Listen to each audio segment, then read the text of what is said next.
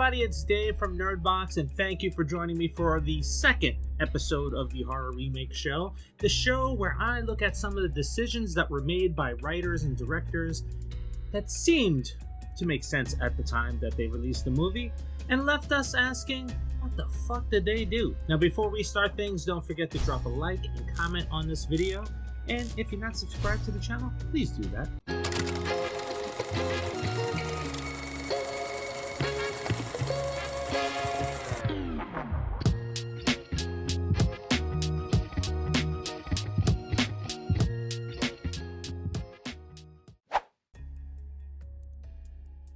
In the previous episode, we delved into how Scream 2 would have unfolded if Randy had survived the film, and who would have died in his place.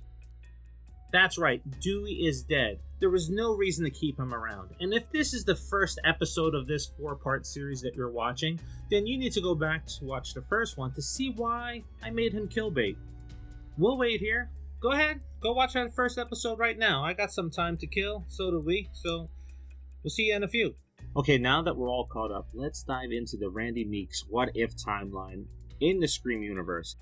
And I hate to do this for some of you Cotton fans that are out there, but Cotton does not return in this part 3. Okay, again, thinking about the character arcs in the Scream franchise, Cotton's character had completed his story in Scream 2. There was no reason to go any further with him, because at the end of the last film, Sidney had mentioned to reporters that he was the hero.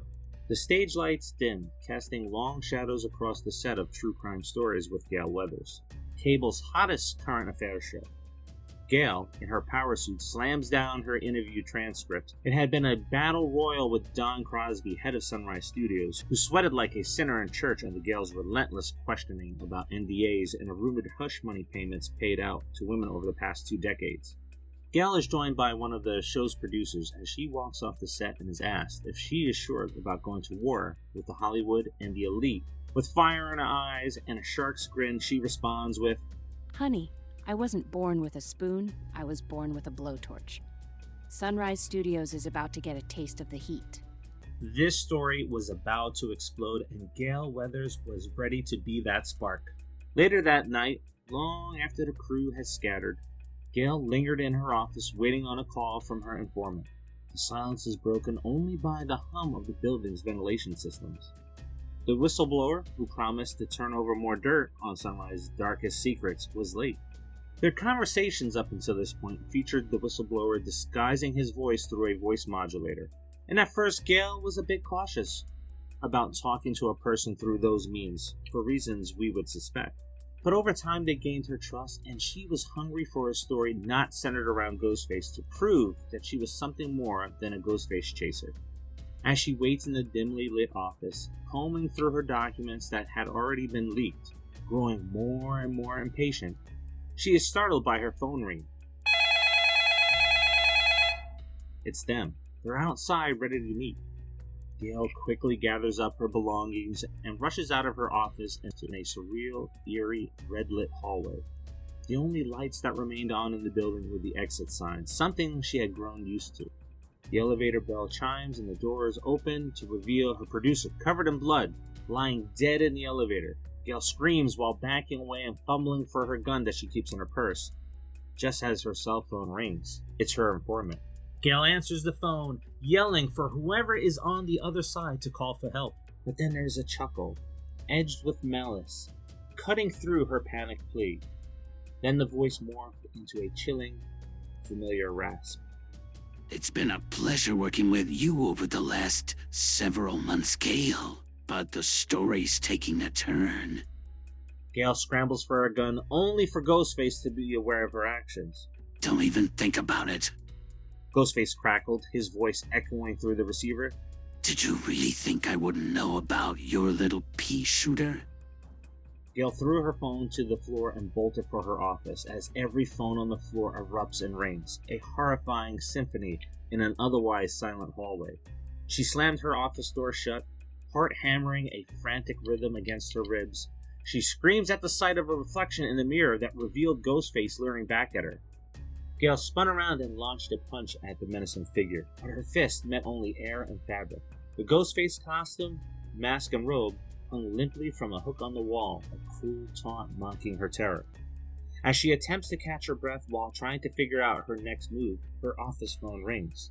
Gale answers and barks into the phone. Listen, you son of a bitch. I've faced this before, and Gale Weathers doesn't go down without a fight. You messed with the wrong damn reporter. She shouted, but the voice on the other end of the phone wasn't Ghostface. It was Hank, the building's night watchman.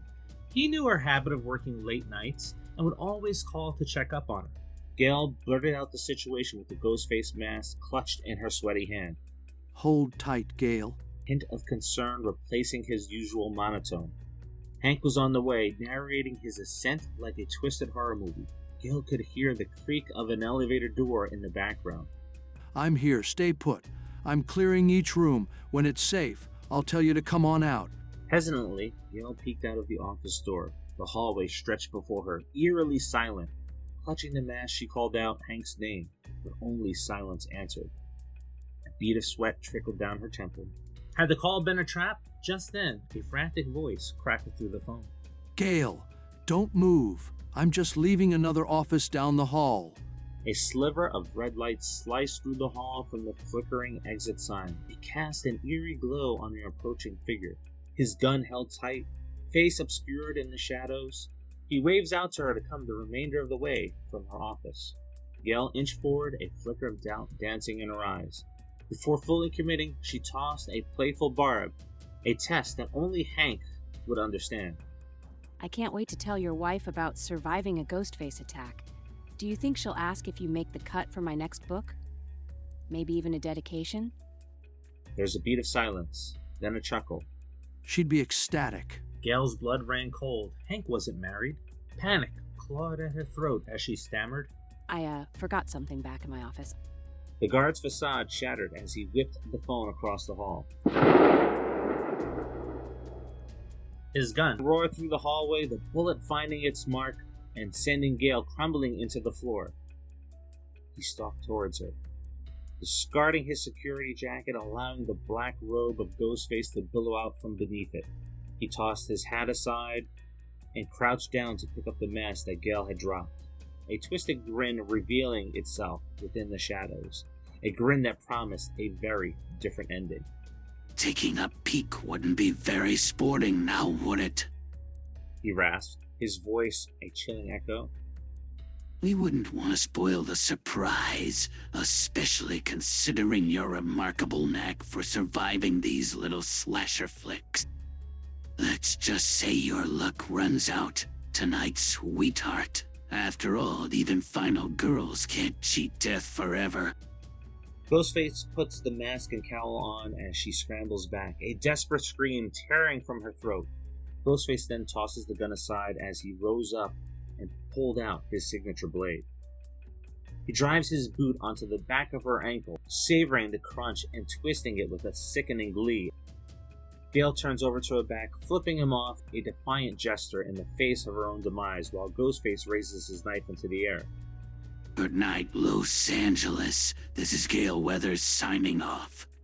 Ghostface strikes as the screen erupts in a blaze of white, revealing the title. Sure, Gale's death may be a shocker, but let's be honest. After Scream 2, her relationship with Sidney had run its course, and with no Dewey around, there's really no need for Gale to continue in the story, like they're doing today. No reason. We cut to the next day on the set of Stab 3, which is buzzing with the news of Gale's demise. Detectives swarm the soundstage, meeting with producers. Enter Randy. 2 brushes with death had left a mark involving his love for horror into something darker, something profitable. Leveraging his horror movie expert status and insider knowledge of the Woodsboro murders, Randy landed a gig as an assistant writer and director on Stab 3. We're going back to Woodsboro after all, and who better to recreate that terror than someone that lived it? His involvement led to the recasting of Sidney from the previous 2 films, a fresh face, someone who mirrored the real-life Scream Queen a little too closely. A chipper Angelina bounces onto the set, her enthusiasm a stark contrast to the grim mood on set. She loops her arm through Randy's as Don, Roman, and the ever-present detectives Kincaid and Wallace descend upon them. Their news? Gale's a goner. Randy cracks a morbid joke about Gale's long list of enemies finally catching up with her. Kincaid, however, isn't buying the humor. He reminds Randy that Gale was about to spill some studio tea that could scald. To further drive the point home, he throws a photo at Randy, a photo that was left at the scene of Gale's murder. Randy recognizes her from a cheesy 60s B movie that Sunrise Studios had put out. Yet something about it nags at him, a feeling that requires some serious digging, and he keeps quiet about it.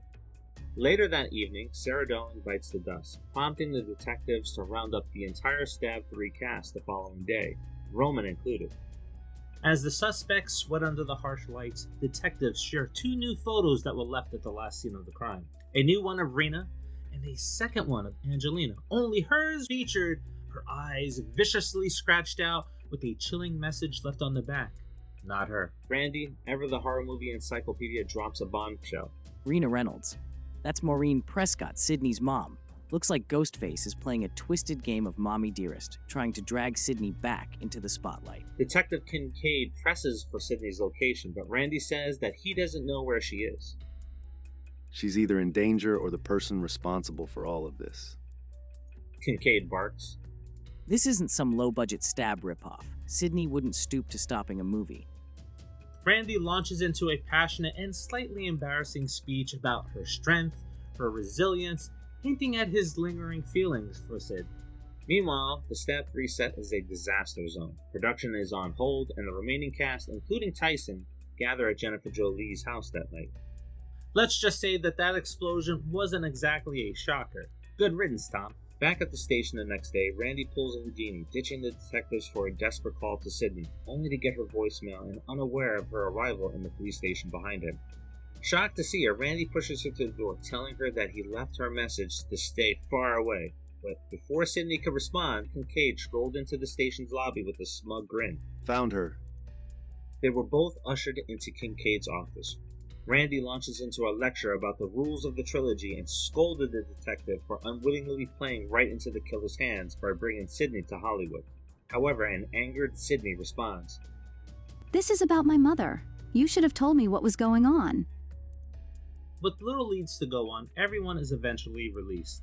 Sidney finally catches up with Randy outside of the station, where he's practically tripping over his words, explaining why he's working on Stab 3. But Sidney laughed it off and told him that she couldn't be mad at him for following his dreams and trying to make their lives into something after all they have been through. Suddenly, Angelina materialized, a goofy smile plastered on her face. "Oh my God, Sidney. So good to see you. I can't wait to do you justice in the movie, if it ever gets made." It was clear that Angelina wasn't thrilled about Sidney and Randy's reunion. The conversation ended with Angelina planting a kiss on Randy's cheek while glaring daggers at Sidney. "We gotta go meet Roman and the crew at the studio, honey." Forget Milton's mansion. The final act is about to unfold where it all began. Well, sort of. The Woodsboro set of Stab 3. Roman, a drunken mess, clutching a giant bottle, stumbles out to greet them, with Jennifer just barely holding him up. "This was my shot of fame," he slurs, before declaring his hatred for horror and his secret rom-com dreams. Angelina, ever the opportunist, ditches the drama for souvenirs, leaving Randy and Tyson to ponder the absurdity of it all. But the peace is shattered by a blood-curdling scream. Racing inside, they find Angelina a bloody mess in the kitchen. Jennifer Jolie soon barrels in, bumping into the back of them, causing them both to jump. Ghostface then bursts from the closet like a deranged jack-in-the-box, but before Ghostface can deliver his signature scream-worthy attack, Tyson throws a mighty punch, sending the killer reeling. Unfortunately, history repeats itself, with a slight twist. Just like in the movie, Tyson and Jennifer fall victim to Ghostface's blade. And then Randy, he's snagged by the killer and tied to a chair with Roman. Both pawns in Ghostface's twisted game designed to lure Sidney into the deadly trap. After Ghostface calls Sidney to reveal his sinister plot, Sidney soon arrives on set and manages to free both Randy and Roman. But before they can collect their thoughts, Ghostface strikes again. Sidney finds herself locked in a desperate struggle against the killer, and just as things look dire, Kincaid burst in to lend a hand. However, his heroic entrance is short-lived. Ghostface delivers a brutal blow, sending Kincaid crashing to the floor, unconscious.